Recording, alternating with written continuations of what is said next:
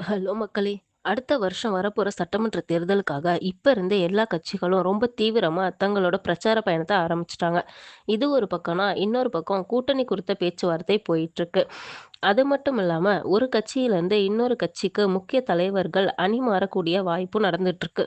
இந்த நிலையில 2026 தேர்தல்ல விஜய்க்கு ஆதரவா பிரச்சாரம் செய்ய போறதா அதிமுக மூத்த தலைவர்கள் சொல்லியிருக்காங்க. இதனால எடப்பாடி பழனிசாமி ரொம்ப அதிர்ச்சியில இருக்காரு. அந்த மூத்த தலைவர்கள் யாருன்னு சொல்லிட்டு நாம இப்ப பார்க்கலாம். நடிகரும் தமிழக வெற்றி கழகத்தோட தலைவருமான விஜய் மதுரையில 2வது மாநில மாநாட்ட வெற்றிகரமா நடத்தி கொண்டாட்டத்துல இருக்காரு. இந்த மாநாட்டுல 10 லட்சம் பேருக்கு மேல கலந்துகிட்டதா சொல்றாங்க.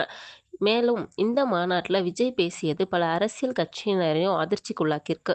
முதலமைச்சர் மு.க. ஸ்டாலின், பிரதமர் மோடி குறித்து இந்த மாநாட்டுல நேரடியாகவும், கடுமையாகவும் விஜய் விமர்சனம் செஞ்சிருக்காரு.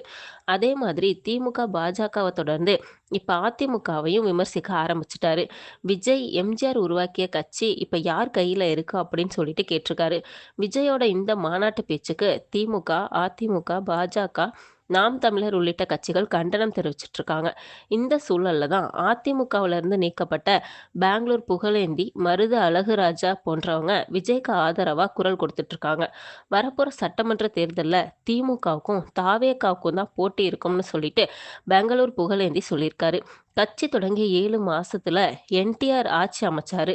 அரசியல்ல எதுவும் நடக்கும். எடப்பாடி பழனிசாமிய முதல்வரா ஆக்கணும் அப்படின்னு சொல்லிட்டு அண்ணாமலை பேசிட்டு இருக்காரு. அவர் ஏன் இப்படி திடீர்னு தடுமாறி பேசுறாருன்னு தெரியல அப்படின்னு புகழேந்தி விமர்சனம் பண்ணியிருக்காரு.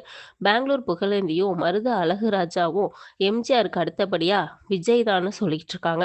இதுக்கு நடுவுல அதிமுகவுல இருந்து வெளியேறினவங்க நீக்கப்பட்டவங்க எல்லாரும் மறுபடியும் அதிமுகவுல இணைய முடியாதுன்னு சொல்லிட்டு எடப்பாடி பழனிசாமி சொல்லியிருக்காரு. இவர்களோட குரல் விஜய்க்கு ஆதரவா திரும்பி இருக்கு. இதனால வர சட்டமன்ற தேர்தல்ல எடப்பாடி பழனிசாமிக்கு எதிராகவும், விஜய்க்கு ஆதரவாகவும் 2 பேரும் பிரச்சாரம் செய்ய போறதா சொல்லிட்டு இருக்காங்க. ஏற்கனவே அதிமுக அணியில இருந்த அன்வர் ராஜா, கார்த்திக் தொண்டைமான், மைத்ரேயன் இவங்க எல்லாரும் எடப்பாடி பழனிசாமி மேல இருந்த அதிருப்தியில திமுகல இணைஞ்சிட்டாங்க. இதே மாதிரி செல்லூர் ராஜு கார்ல ஏற போனப்ப பழனிசாமி அவரை கார்ல ஏற வேணாம்னு சொல்லிட்டாரு. அதனால செல்லூர் ராஜுவும் அதிருப்தியில இருக்காரு. இது மட்டும் இல்லாம கவுன்சிலர் தேர்தல்ல அதிமுக உறுப்பினர்கள் திமுகவுக்கு ஓட்டு போட்டாங்க. அதிமுக கட்சியில இவ்ளோ குளறுபடி இருக்கு. அந்த கட்சியில இருக்கிறவங்களே துரோகம் பண்றாங்க. அதனால பழனிசாமி அவர்கள் கடும் கோபத்துல இருக்காரு. சொந்த கட்சியில இருக்கிறவங்களே இப்படி துரோகம் பண்ணா என்ன பண்றதுன்ட்டு எடப்பாடி பழனிசாமி புலம்பிட்டு இருக்காரு. இவரோட நிலைமை இப்படியே போச்சுன்னா வரப்போற தேர்தல்ல இவரால ஜெயிக்க முடியாது. தாவேகா தான் அதிமுகல அதிருப்தியில இருக்க உறுப்பினர்கள் ஆதரவுனால ஜெயிக்க போறாங்க.